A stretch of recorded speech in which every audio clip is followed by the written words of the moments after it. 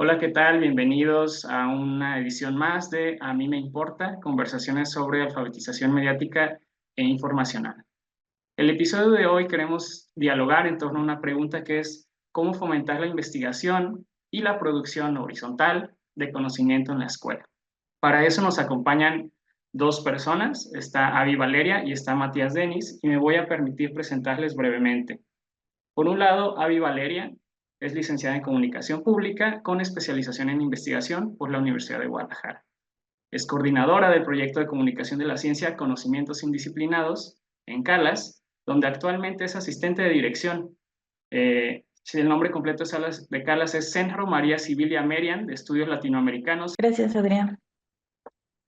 Por otro lado, tenemos a Matías Denis, quien es director e investigador del Centro de Investigación y Documentación de la UNAE en Paraguay. Es investigador PRONI nivel candidato del Consejo Nacional de Ciencia y Tecnología de Paraguay, doctorando en comunicación en la línea de educomunicación y alfabetización mediática en la Universidad de Huelva, en España. Es miembro además de la Asociación de Investigadores Científicos de Paraguay y vicepresidente de la red AlphaMed Joven. Matías, muchas gracias por aceptar la invitación. Gracias a ustedes por la invitación, Adrián. Un gusto. Muy bien, bueno, para empezar a abrir boca sobre el tema que vamos a abordar hoy, podemos pensar quizá que la investigación nos ayuda a explicar el mundo en su complejidad. Pensar de manera ordenada, con método, nos lleva a rechazar explicaciones simplistas o teorías de conspiración. La investigación produce conocimiento y saberes, nos da certezas, pero también nos ayuda a entender que casi nunca hay respuestas únicas o finales. Es entonces una herramienta útil para hacer frente a la desinformación. Las escuelas son un espacio posible para acercar la investigación y sus procesos a la sociedad. Por ello queremos conversar sobre las posibilidades y límites para promover la investigación y con ello contribuir a la lucha contra la desinformación. Vamos a explorar estas relaciones que hay entre la investigación, la producción de conocimiento, las escuelas, la alfabetización mediática y qué puentes posibles hay entre todos estos campos distintos, ¿no? Entonces, quizá valdría la pena, y es algo con lo que nos gusta empezar, pues poner en el término una idea general de qué estaríamos entendiendo por investigación y ya de paso, y si es posible, pues decir un poco por qué esta sería importante. Quien guste responder. Adelante, Avi Valeria. Ok, bueno, pues la investigación, desde mi perspectiva, la entiendo pues que es un proceso social, no es un proceso individual, sino es un proceso social instaurado en una institución que pues busca la solución de problemas, ¿no? Problemas de todo tipo que acontecen a la humanidad y pues bueno, busca mejorar también las condiciones de vida y del bienestar de lo humano, ¿no? Este, es importante, pues justamente por esto, ¿no? O sea, es una herramienta que tenemos como sociedad, como sociedades, para la resolución de problemas y pues es una forma de incidir directamente sobre las realidades que vivimos, ¿no? Entonces, esa creo que es una primera forma de acercarme a la definición de investigación. Muchas gracias, Avi. Planteas entonces la investigación como una herramienta para resolver problemas. Matías, quizá podríamos afinar un poco más qué distinguiría la investigación de otras herramientas que también tenemos, ¿no? Para resolver problemas. Bueno, tomando las últimas palabras de Avi, ¿verdad? Que dijo sobre incidir en el contexto, ¿verdad? Creo que lo más importante que tiene la investigación, como también comentabas al principio, es que no hay ninguna respuesta 100% certera, ¿verdad? De hecho, la misma ciencia lo primero que marca es que siempre hay un margen de error y la perfección es inexistente. Entonces, creo que la ciencia nos permite las maneras de interpretar la realidad, pero desde una manera argumentada. Cuando digo argumentada es que nos basamos en una evidencia y claro que la evidencia la podemos interpretar de manera diferente, pero eso es lo que justamente nos permite es evitar entrar en disputas eh, dictatoriales, dogmáticas, cerradas y hacen que podamos construir, porque la diferencia también sirve para construir, ¿verdad? Entonces creería que ese papel que juega la investigación sobre la vida de las personas es clave si queremos vivir en una sociedad pacífica, democrática, participativa, ¿verdad? Pero fundamental es el de evidencias, ¿verdad? Y en ese punto también, quizás me adelanto a lo que viene después, pero todo el mundo tiene que ser científico y la respuesta es que no. Lo que tenemos que hacer y conseguir es que todo el mundo pueda entender, consumir y producir ciencia, quienes estén en el ámbito de la producción científica, pero consumirla y entenderla es un derecho humano. La ciencia abierta es un derecho humano, la ciencia es un derecho humano. Entonces, creo que eso es importante también y que nos hace diferentes cuando hablamos. Que desde acá construimos sobre lo que sería la investigación, la ciencia y su relevancia en nuestra sociedad. Ahora, sé que cada quien por su lado ha tenido distintas experiencias en los espacios en los que han trabajado, espacios que son sobre todo escolares, y quisiera que nos platicaran un poco a partir de sus experiencias y de quizá otras fuentes de información que puedan tener, cómo se puede construir en proyectos que han participado o investigaciones, cómo es posible investigar en las escuelas, ¿no? O construir conocimiento desde las escuelas, sean estas escuelas del nivel que sea, ¿no? Sabiendo que hay diferencias entre uno y otro nivel, ¿en qué proyectos has participado y desde dónde? Me parece importante decir que la ciencia, pues no solamente es la investigación ya como resultado, sino como todos los procesos que hay y también las interacciones que hay dentro del aula, ¿no? A mí me parece que es muy importante reconocer a los estudiantes que forman parte de esa misma aula, de esa dinámica de aprendizaje, pues como también nuestros pares investigadores, ¿no?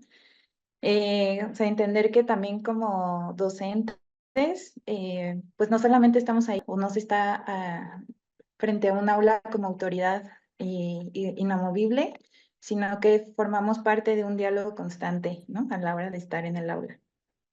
Entonces, bueno, también algo importante es que pues la investigación no solamente, repito, es la parte escrita o el resultado final que se publica en una revista o que se publica en una tesis, ¿no?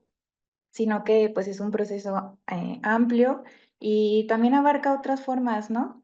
En mi caso, pues yo tengo un proyecto en conjunto con Beatriz Nogueira y con Sara Corona del CALAS que se llama Conocimientos Indisciplinados. Es un proyecto de comunicación de la ciencia que está pensado en publicar textos breves de estudiantes sin importar el grado, a partir de licenciatura hasta doctorado, en el que pues ellos escriban su investigación, ¿no? Lo escriban de una forma muy breve, con un lenguaje que no tenga ningún tipo de tecnicismo, sino un lenguaje mucho más ameno y en el que se hable respecto a las ideas que comúnmente se difunden respecto a los temas que ellos están investigando, ¿no?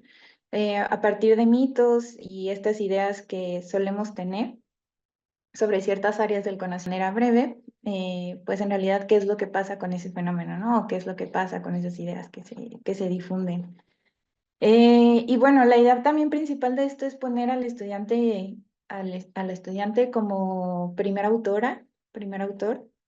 Usualmente cuando se publica con estudiantes suelen quedar como segundo, tercero, et al. Y ellos también forman parte del proceso de investigación, del proceso de producción de conocimiento. Entonces, parte de este proyecto es poner a ellos como primer autor y pues darles este espacio, ¿no? Que además, por ejemplo, en el caso de la Universidad de Guadalajara, pues estamos divididos por disciplinas. Los centros universitarios están por disciplinas. Entonces, de repente estamos muy enajenados de lo que pasa en un centro y del otro y no sabemos qué se está produciendo al mismo tiempo de lo que nosotros estamos produciendo. Y pues lo vemos como una forma justo de diálogo y de incitación a hacernos preguntas, a colaborar, a que no sea un texto cerrado, sino un texto abierto y en el que se propicie pues el diálogo entre las disciplinas. Muchas gracias, Avi, por compartirnos un poco esta perspectiva de la ciencia como un proceso también, ¿no? Y entiendo entonces que por ejemplo, esta medida que impulsan desde conocimientos indisciplinados de que la persona estudiante aparece como la primera autora, ¿no?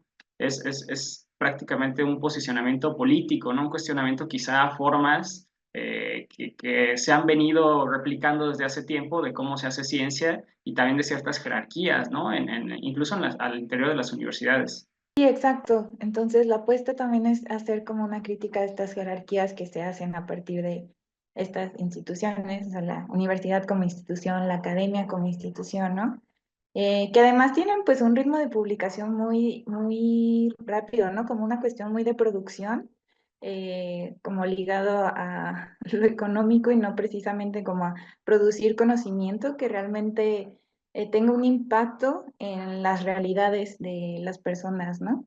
O sea, sino como, bueno, ahora ya publiqué este paper y ahora el que sigue y el que sigue, sino como pensarlo pues otro espacio, ¿no? Otro espacio que, en el que no tenga las mismas lógicas de tiempo, de producción, sino un espacio para generar diálogo, para generar incluso esa curiosidad, ¿no? O sea, puede que si ves un texto y que algo que tú siempre creíste cierto, ya lo lees acá y dices, ah, esto no funciona así. Entonces te incita a quizá investigar más sobre el tema o hacerle más preguntas a la persona que está escribiendo. Entonces, sí es como una forma de derribar como estas estructuras que ya están impuestas, ¿no? Muchas gracias, Avi. Ahí también sale una palabra, creo que es muy importante, ¿no? Y más que la palabra, aquello que nombra, ¿no? Que es la curiosidad. Entonces, no sé, Matías, si nos puedes contar un poco desde tus experiencias, cómo ha sido esto, ¿no? De investigar en las escuelas y quizás sobre todo esto de cómo podemos agitar esa curiosidad, ¿no? En toda la comunidad educativa. Bien, voy a hablar de la comunidad educativa y sobre todo de los universitarios y las universitarias porque es donde me desempeño, ¿verdad? Para empezar, la pedagogía de la pregunta es fundamental.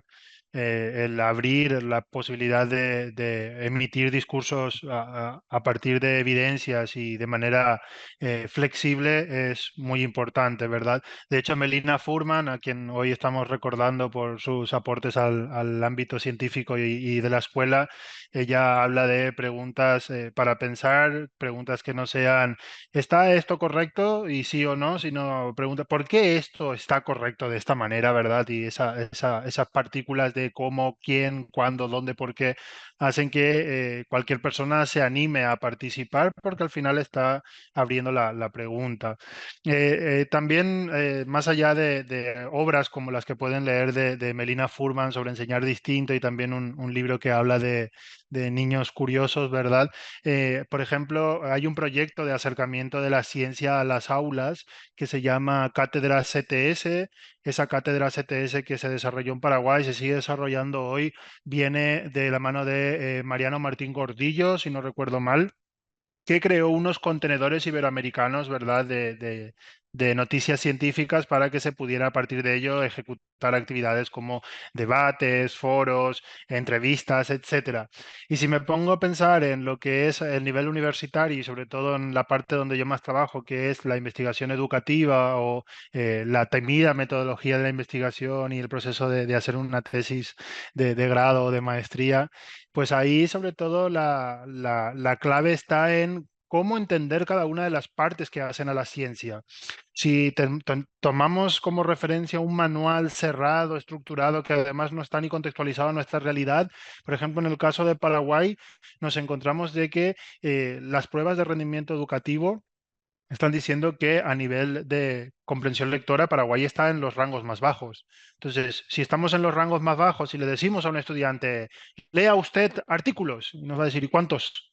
Y en realidad lo que el estudiante necesita en primer lugar para poder motivarse a la lectura es, vamos a leer un artículo, pero vamos a leer 5 líneas y vamos a intentar entender qué ponen estas líneas y vamos a hacer preguntas. Ya no vamos a decir, acaba el tema y esto es la introducción. ¿Qué tema está tratando acá? ¿Por qué tratar este tema? ¿Cómo lo están tratando en otras investigaciones? Y entonces ahí el estudiante dice, bueno, con este texto de partida yo puedo empezar a reproducir las respuestas. Cuando el estudiante domina esa capacidad reproductiva, que es una de las primeras actividades que hacemos los docentes, ¿verdad? Reproducir respuestas, digamos, preguntas memorísticas. Cuando el estudiante ya tiene esa capacidad de identificar, empieza a reflexionar y cuando reflexiona abre su creatividad, ¿verdad? Ah, mira, en este texto dice que se hace así, pero yo no lo vi así en mi vida, yo lo vi de otra manera y entonces se pone a buscar para intentar argumentar de por qué él lo vio de esa manera, ¿verdad? Entonces ahí me parece que está el parte del secreto. A veces queremos hablar de ciencia, creería, y hablamos de ciencia y queremos enseñar ciencia desde los estudiantes ya vienen con un conocimiento previo, entonces si no lo saben, yo no me hago responsable. No, no. Creería que todos, cuando cualquier estudiante ingresa a un aula y tiene que aprender algo por medio de la ciencia, tenemos que ir 7 pasos atrás para pensar en que puede venir con una base poco sólida.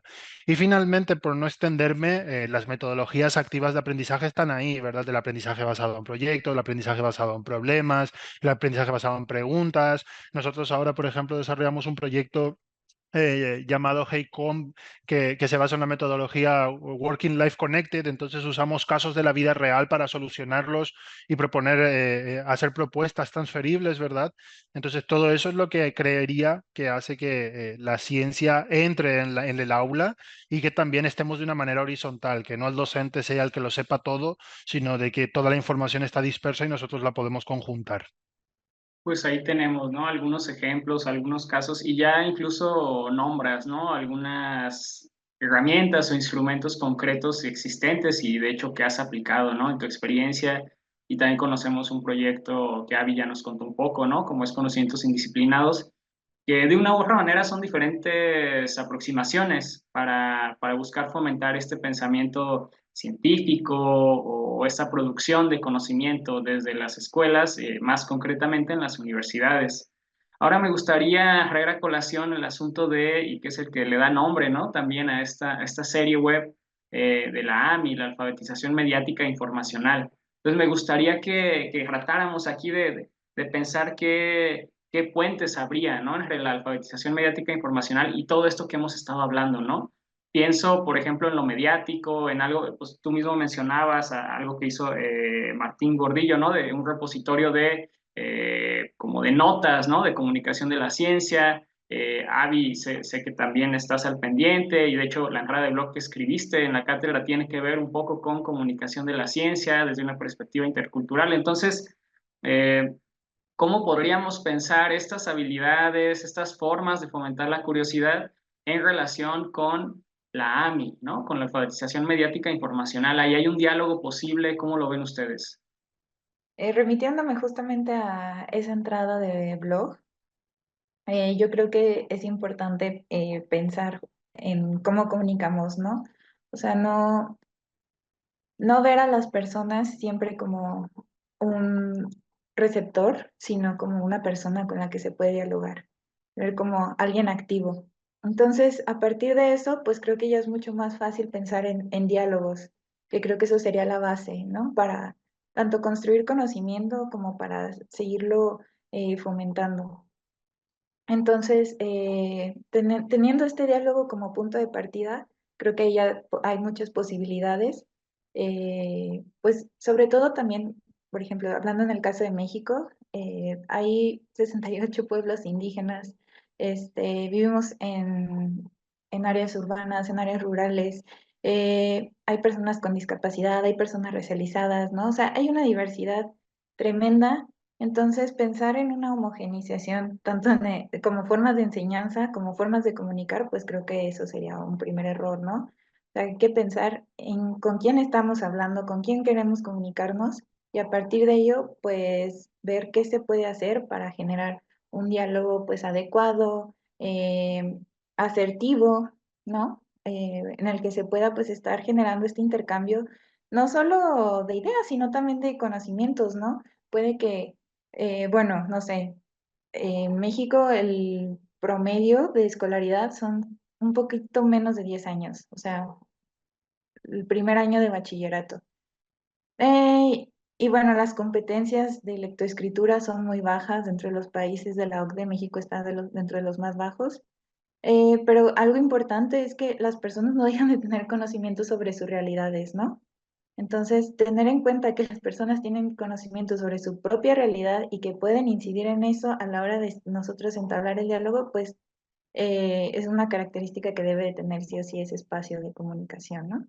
Entonces, a la hora de querernos comunicar con las personas, es importante tomar en cuenta en el contexto en el que estamos y tomar en cuenta pues las herramientas que tenemos para hacerlo. O sea, no siempre tienen que ser las más sofisticadas, ¿no? Pensar en mil y un programas que estén alimentados con inteligencia artificial. A final de cuentas, siempre es necesario saber qué es lo que queremos comunicar, sobre qué contexto lo queremos comunicar y hacia quién. O sea, tomar como todas estas variables pues para generar una comunicación adecuada y oportuna para incentivar la producción de conocimiento. Matías, ¿qué podríamos pensar? ¿Qué diálogo posible habría? Te pido que seas en medida de lo posible conciso para poder ir cerrando también y tener una ronda de conclusiones. Pero ¿qué diálogos posibles habría, ¿no? Entre esto de la investigación, la ciencia y la AMI, la alfabetización mediática e informacional. Bueno, consideremos también el blog, el post que tuve la ocasión de compartir, ¿verdad? Y hoy en día, ¿dónde está el conocimiento? Está en todos los multimedia, en todos los medios, está en cualquier lado de Internet, está en cualquier Facebook, está en cualquier Instagram, en cualquier Twitter, ¿verdad? Por ejemplo, cuando a mí me dicen los cambios de la norma 6, APA 6 a la 7, y porque, por ejemplo, la norma 7 ahora permite citar adecuadamente un Twitter, un Instagram, etcétera, ¿verdad? Entonces creo que hay una relación fundamental no solo para poder generar conocimiento y ser partícipe, sino para también poderlo consumir, poderlo compartir y hacerlo de una manera informada. La ciencia creería que una de las capacidades que nos da es la capacidad de potenciar nuestros conocimientos y nuestra capacidad crítica y reflexiva. Por lo tanto, se necesita esa capacidad crítica y reflexiva para poder consumir cualquier medio y para poder desgranar bien cualquier información que haya, que a veces tiene su trasfondo negativo o en otras tiene su trasfondo de orientarnos hacia lo que sea más de interés por parte del que la produce, ¿verdad? Entonces hay una relación fundamental y la ciencia justamente lo que nos enseña es a evitar en la medida de lo posible caer en la tentación de quedarnos con un único discurso como un discurso unitario, hegemónico y que es válido para todo. Además, tomo las palabras de Avi que alude a el hecho de adaptarnos a los contextos. Bueno, es que toda la información no es válida para todos los contextos, ¿verdad? Lo que quizás funciona en Ecuador no funciona en Paraguay, lo que funciona en Paraguay quizás no funciona en México, pues es tener esa capacidad de adaptarse a los contextos. Así que la AMI es fundamental también en cuanto a las competencias que engloba lo que es la AMI en sí y se relaciona con la ciencia totalmente. Muchas gracias. Estamos cerrando el programa, estamos llegando a la recta final. Les pediría entonces, y ahora es como si estuviéramos en la radio, como 2 minutos, una idea con la que quieran cerrar y si quieren compartir algún medio de contacto, ¿no? Para que la audiencia pueda saber más de ustedes o del trabajo, de los proyectos en los que participan. Si te parece bien, Avi, podemos comenzar contigo. Pues creo que a mí algo que me parece importante a la hora de pensar en la investigación o de pensar en contextos universitarios es más que fomentar un pensamiento científico, fomentar un pensamiento crítico. Y quería leerles una frase de Bell Hooks que me gusta mucho cómo define el pensamiento crítico, que dice que este es el que implica, en primer lugar, descubrir el quién, el qué, el cuándo, el dónde y el cómo de las cosas, o sea, encontrar las respuestas para las eternas preguntas de los niños curiosos, y luego usar ese conocimiento para que permita determinar qué es lo más importante. Entonces, como tomando en cuenta esta frase, a mí me gusta mucho pensar que lo que se tiene que fomentar es justo el pensamiento crítico, ¿no? Saber qué es lo que tenemos enfrente y también valorar pues estos espacios de diálogo que hay dentro del aula, perdón, en los que pues todas las personas ya tenemos un conocimiento de base, ese es valioso y pues es una investigadora par, ¿no? La otra persona con la que estamos interactuando. Entonces, reconocer a la otra persona como una persona activa con conocimientos y que puede aportar al proceso de producción de conocimiento, yo creo que eso sería como lo más vital a la hora de pensar en fomentar la investigación. Muchas gracias, Avi. Matías, 2 minutos, ¿qué nos puedes decir a modo de conclusión? Bueno, siguiendo con las palabras de Avi, todas las personas tenemos cabida en el consumo, uso y producción del conocimiento científico. No todas estamos obligadas a hacer ciencia. De hecho, incluso existen diferentes niveles de ciencia que podemos hacer, pero sí es un derecho humano fundamental que tenemos cuando es un derecho, es también una obligación del ciudadano o la ciudadana hacer uso de ese derecho, ¿verdad? No es un derecho que está ahí nada más para tenerlo. Entonces, tenemos que aprovechar esta posibilidad que tenemos hoy de acceder a la información por todos lados, pero para aprovecharla también y hacerlo con todo el raciocinio, con toda la capacidad crítica, con la literacidad que también se le conoce, necesitamos que en este caso la educación, y cuando hablamos de educación no solo la educación reglada, sino también las familias incidan mucho en el guiado de lo que podemos aprovechar de la información disponible y de la ciencia en sí, ¿verdad?